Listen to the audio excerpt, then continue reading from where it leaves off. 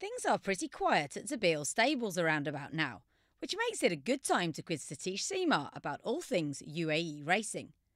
First off, what does he think about the longer season? I've always wanted that. It's not something new. We had it. We were racing till April, and I'm really happy for myself and my team and the owners that we get another 2 weeks, and it's I think it's a general agreement. I'm sure my fellow trainers around would agree the same, that there's so many horses right around the World Cup time that they need more racing. So I think it's for the best. I wouldn't even mind going another 2 weeks. If I wouldn't mind requesting for another 2 weeks, because that's only good for racing. The face of racing is changing. As you know, that there are a lot of private ownership, and it's a good sign. There's a few syndicates which are doing so well. Great compliment to racing, and I'm so happy that I finally have at least about 18 to 20 new owners, with the minimum of 3 horses to 11 horses each. So it's a good change.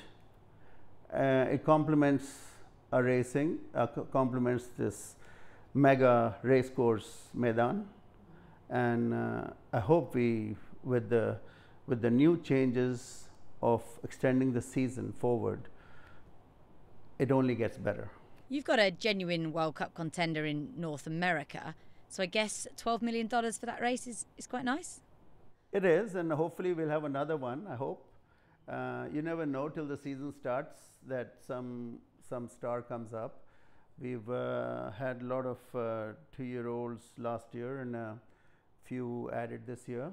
So those youngsters, they don't have to prove themselves at that 2-year-old or 3-year-old stage. They get better with age. They've put another 500,000 onto the UAE Derby. Do you think that might encourage a few more Americans to come over? Should, but you know, Americans are very loyal to the Kentucky Derby, and so far there hasn't been any kind of a result that a horse who has done well in the UAE Derby and has gone to perform well in the Kentucky Derby. As soon as that changes, and I think it's going to be a gold rush.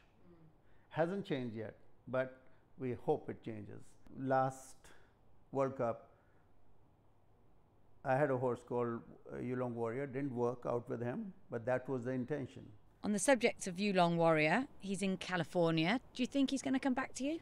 I've been told he will come back, and I saw him in Del Mar a week ago, and he looked well. It's just sometimes the acclimatization, going from here to there and from there to here. It affects a few horses, so hopefully he'll get a few races under his belt and come here and at the right time. Are you feeling the pressure with the outside owners? Does it make the job a little more difficult? It's not difficult, but it's like educating them. They have to understand this sport, this business, that it's not like you do your investment today. In fact, I'm quite direct with some, that if you're thinking of making money, I think you should go in another business. But saying that, we have done very well with the owners. They have done I say, if you break even in the end of the season, you're ahead of the game. If you make money, that's awesome. But I do treat this sport like a business from my point of view, that it has to make sense, that the owner is paying so much, and it has worked out so well, but maybe not.